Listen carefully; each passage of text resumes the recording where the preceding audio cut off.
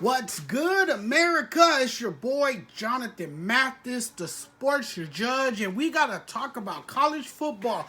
Look, I have planned on coming on yesterday to talk about this. Something came up, and I couldn't get around to talking about it yesterday, but I'm gonna talk about it today, okay?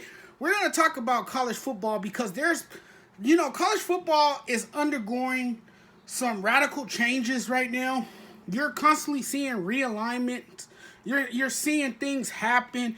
And what it's doing is changing the foundation of college football. It is really shaking things up in college football.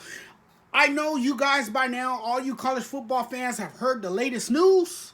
I know you guys are updated on what's going on in college football because it's been blowing up everywhere and everybody's talking about it. We all know the SEC is the most powerful conference in college football. We know it's a powerhouse conference. And now they add to it by inviting Texas and Oklahoma to the party.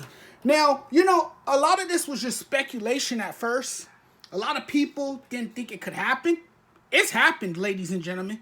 Texas and Oklahoma has decided to leave the Big 12 to join forces with the SEC. The SEC has great teams. Oklahoma has, been running the Big 12 for a long time now. I don't think that's going to be easy against teams like Alabama and against teams like Georgia. I just don't think that's going to be easy. But Oklahoma has a great program, and they will have a shot. But look, this happened because of finances. Texas and Oklahoma decided to make this move because of finances. Texas A&M and their athletic director is very unhappy with this. Okay, he did not see this coming. He didn't want this to happen. Trust me, because look, Texas A&M made it real clear why they moved to the SEC. They wanted to establish their own identity.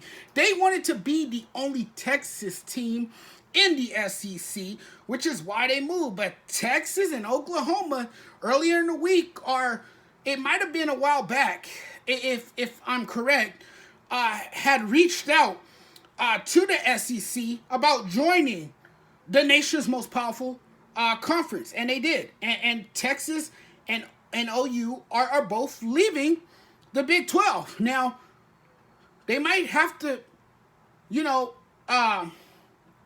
pay a penalty.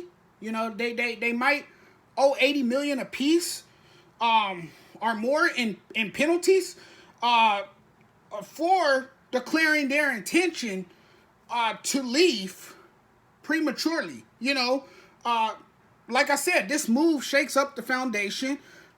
Both Oklahoma and Texas will now inform the conference tomorrow that they will not renew the league's grant of rights that expires in 2025. If I'm stating that correctly, Texas and OU applied to become members, and now they become members of the team. So both schools will be given both schools were given the okay to join the SEC. I mean, this had to be voted. The SEC officials had to vote on this, and it had to get improved. But this caught many off guard. I mean, it caught me off guard. It caught, most of college football fans off guard. And, since 2014, we've seen two SEC schools play each other in the national championship game. So maybe this is what inspired the move, because Texas and Oklahoma now think they could be more relevant by playing in the SEC, and maybe now they'll have a better shot of, getting that respect, and they will be regarded as a powerhouse school like the rest of, like, mostly everybody else that's in the SEC, like the LSUs, the Alabamas, so, this in a way could help them out. I think this is why they made that move, because now they see what they can do with the SEC. Now the SEC, let's say if the SEC gets 4 teams in, maybe 8 teams into the college football playoff. This can help the SEC. Then again, it could backfire on the SEC because look, the four highest ranked championships, the four highest ranked conference champions, get in, and they could skip the first round. Because there's now a playoff expansion, and they get to skip the first round. You will probably have 2 or 3 more teams that could compete with those other 3 conferences. But this had been reported for a while now. About 2 days ago, 3 days ago, something like that. Houston Chronicle reported that Texas and OU had inquired about the SEC. So it happened. And I think this was a bad move. Well, not a bad move, but the way they did it, it's kind of cowardly the way both Texas and OU did it. Because look, the Big 12 set up a meeting with all 10 athletic directors, for all 10 conference members, including Texas and Oklahoma. And Texas and Oklahoma, their athletic directors didn't even join the meeting. They didn't even make an announcement or anything. So, I think I don't have a problem with them wanting to leave for the SEC. But what I do have a problem with is how they handled it. I think they could have did a better job handling the whole entire situation. And Texas and Oklahoma are going to make more money by joining the SEC. See, this is why it happened, because it's finances, ladies and gentlemen. It's about money. It will help them with long-term recruiting. That's another reason for them. That's another reason for their departure.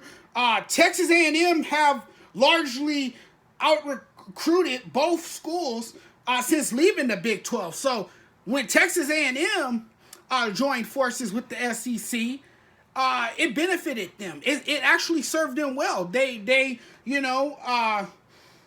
largely out-recruited the schools that have now just joined. So there's a lot of upside in the SEC.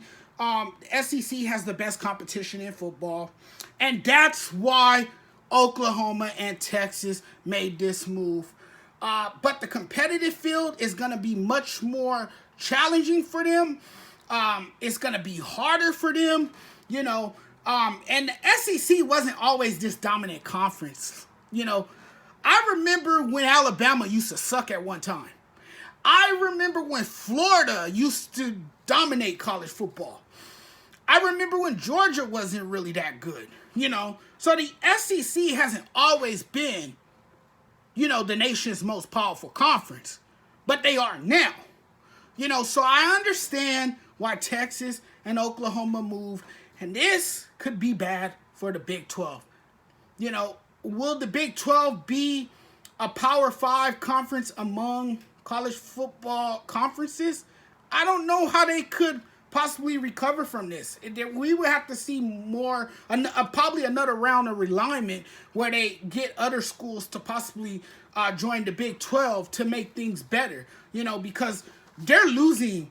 They're losing 2 schools that really brought a lot of revenue to that conference, brought a lot of money to that conference, and now you lose 2 of your powerhouses to the SEC. That's not a good look for the Big 12, but it is a good look for the SEC. So the SEC just gotten better.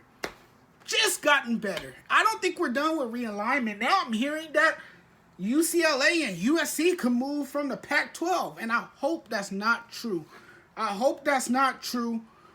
It's bad enough that we live in a country where people don't adapt to change, and I can just hear all the people here in UCLA and USC if that does happen. But hopefully it doesn't, folks.